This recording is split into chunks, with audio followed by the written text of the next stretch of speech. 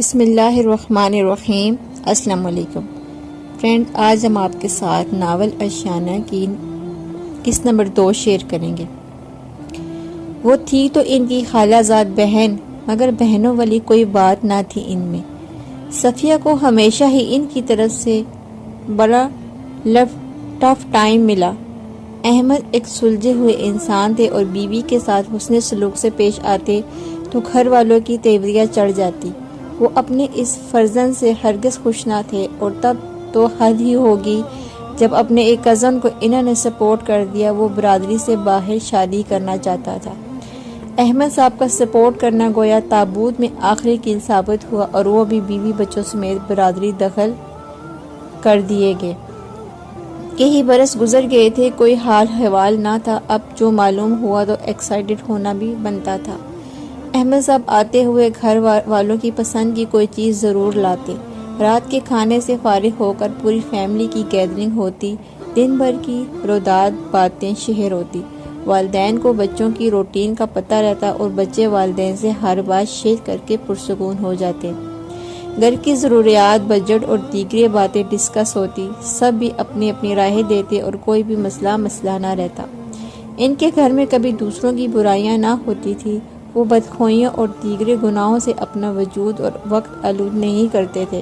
اپنے گھرانے کو انہوں نے برائیوں سے بچا رکھا تھا، تو رب کی رحمتیں بھی چھما چھم برستی تھی۔ دن یوں ہی گزرتے جا رہے تھے۔ ایک دن اچانک عباس احمد کے گھر چلے آئے۔ برسوں بعد ملنے کی سچویشن تھی۔ سب مل کر بہت خوش ہوئے۔ فیملی ساتھ لانے کا وعدہ کر کے وہ رخصت ہوئے۔ اگلی بار جلد ہی آ گئی۔ فاخرہ جانے کو بے تاب تھی۔ احمد صاحب کے گھر میں قدم رکھتے ہی جو پہلا احساس ہوتا تھا وہ سکون کا تھا، جو فاخرہ بیگم کا سکون ختم کر گیا۔ انہوں نے جائزہ لیا۔ صحن بہت بڑا تو نہ تھا، لیکن پھول پودوں کی بہتات تھی۔ پھولوں کے ساتھ سبزیاں بھی لگائی گئی تھی۔ مختلف چیزوں میں پودے لگا کر ٹانگ دیے گئے تھے۔ پہلی نظر میں یہ ہرا بھرا رنگ برنگ صحن ان کے رنگ چھین گیا تھا، لیکن وہ ملی بڑے اتفاق سے، اتنے اتفاق سے کہ صفیہ اور بچے ان کی محبت پر ایمان لے آئے۔ انہوں نے ماہین کو غور سے دیکھا۔ معصوم چہرہ، چمکتی آنکھیں، اپنی لڑکیوں کے پکے چہرے یاد آ گئے۔ صفیہ کا بیٹا باوقار، مہذب، پر اعتماد، اور چاند میاں وہ اندر ہی اندر موازنہ کرنے جا رہی تھی۔ شوہر کو دیکھا تو وہ بھی چہرے پر ہنسی سے جائے کنٹرول کرنے میں لگے تھے۔ خود کو دونوں طرف آپ برابر لگی ہوئی تھی۔ انہوں نے سوچا صفیہ بیگم، پھر وہ جلدی آنے لگی۔ جب بھی آتی واری صدقے جاتی۔ خوب ہنسی ٹٹول ہوتے۔ دونوں ماں بیٹی ان کی کمپنی انجوائے کرتی۔ باپ بیٹا اپنے کاموں پر ہوتے۔ جب آتے تو وہ بھی خوشی سے ملتے۔ جلدی باتوں میں اداسی گھلنے لگی۔ صفیہ نے پوچھا تو رو پڑی۔ شوہر سے بہت شکایتیں تھیں انہیں، اولاد کے کاموں کا الگ بوجھ۔ صفیہ نے سمجھایا، لیکن مرض بڑھتا گیا۔ جو دعا کی۔ ایک دن دونوں میاں بیوی آئے اور خوب لڑے۔ ایک دوسرے سے احمد اور صفیہ کو منصف بنایا۔ وہ بیچارے کبھی ایک کو سمجھاتے تو کبھی دوسرے بچے کو۔ حیران میاں بیوی ایسے بھی بات کرتے ہیں۔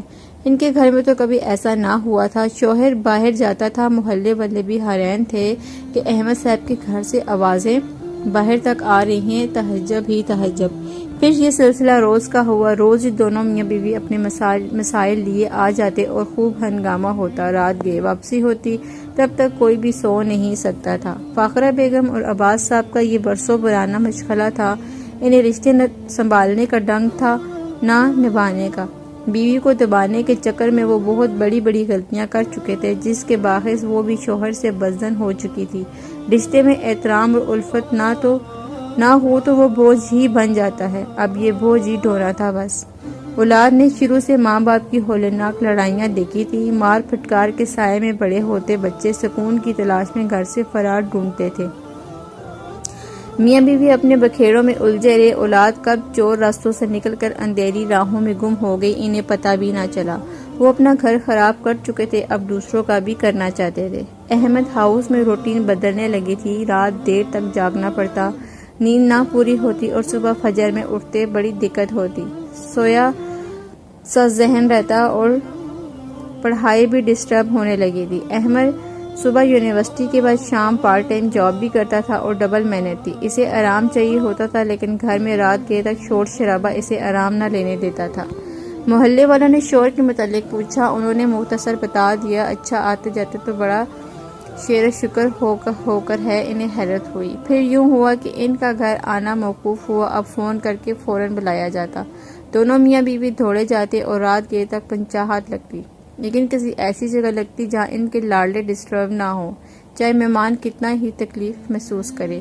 تھکے ہارے ماں باپ اب بچوں کو ٹائم نہ دے پاتے اور بچے سو چکے ہوتے۔ وہ وقت جس میں ان سب کی گیدرنگ ہوتی تھی اب بے ڈھنگوں کے مسئلے سلجھانے کی نظر ہو جاتا۔ دن یوں ہی گزر رہے تھے۔ آج تو دونوں لڑکیاں بھی ماں کے ساتھ آئی تھیں۔ سادہ مگر آرام دہ گھر، ہر چیز اپنی جگہ پر موجود۔ بیکار اشیاء سے بنی گئی کارآمد چیزیں، ماہی کی ہنرمندی کا منہ بولتا ثبوت دیکھ کر ان کا منہ بن گیا۔ ماہی کا کمرہ بھی اس کی طرح تھا، سادہ اور خوبصورت۔ انہوں نے طائرانہ نظر سب پر ڈالی۔ اور ہو تو تم 1980 کی ہیروئن لگتی ہو، کیا دوپٹہ لپیٹ رکھا ہے، بہت اولڈ فیشن بھی ہو بھی۔ ہمیں دیکھو آج کل کی لڑکیاں ایسے رہتی ہیں، صبا نے ایک تفاخر سے کہا۔ ماہی نے ایک نظر اس میک اپ کی دکان کو دیکھا، پھر چائے لانے کے بہانے باہر نکل گئی۔ گھر واپس آ کر دونوں لڑکیوں کا برا حال تھا۔ وہ بچپن سے ان لوگوں کی برائیاں سنتے آئی تھی، ان سے نفرت ہو چکی تھی۔ ایسے میں ان کا خوبصورت گھر رنگوں سے سجا سکون کا گہوارہ لڑکیوں سے ہضم نہ ہو رہا تھا۔ وہ جتنی برائیاں ان سب کی اور خاص کر موہین کی کر سکتی تھی کیے جا رہی تھی۔ امی، انم آپی اور صبا کچھ الگ سی نہیں ہے، مائی نے ماں سے کہا تھا۔ اس کی کوئی سہیلی ایسی نہ تھی، سبھی اچھی فیملیز کی سنجیدہ مزاج لڑکیاں تھیں۔ وہ ان دونوں کو دیکھ کر، ان کی باتیں سن کر حیران ہوئی تھی، جو مسلسل اس کو تنقید کا نشانہ ہی بنائے ہوئے تھی۔ صفیہ فاخرہ کے ساتھ مصروف رہی تھی، انہوں نے زیادہ دھیان نہ دیا تھا۔ کچھ دن گزر گئے کہ فاخرہ چلی آئی، حسب معمول دکھڑے اور امی کے دلاسے، لیکن آج وہ احمد اور مہین کے بارے میں سوال زیادہ کر رہی تھی۔ ان کی بات سنتے پھر اپنے بچوں کی بھی تعریفوں کے پل باندھنے لگتی۔ جاتے ہوئے دونوں میاں بیوی کو رات میں آنے کی تاکید کرنا نہ بھولی۔ احمد صاحب صفیہ بیگم تھک جاتے تھے، لیکن برسوں بعد رشتے ملے تھے، پر تکلیف میں تھے۔ ان کی مروت انہیں انکار نہ کرنے دیتی تھی، نہ چاہ جانا پڑتا۔ آج کیا ہوا اماں؟ بچے دوڑ کر پہنچے۔ گندے میلے چاند میاں کو بھی چچا کی فیملی کے متعلق جاننے کا بڑا شوق تھا، لیکن فاخرہ بہت چپ تھی۔ جھاڑ کر بگا دیا۔ ایسا کیا ہو گیا؟ وہ بعد میں یہ رکھتے کسک گئے۔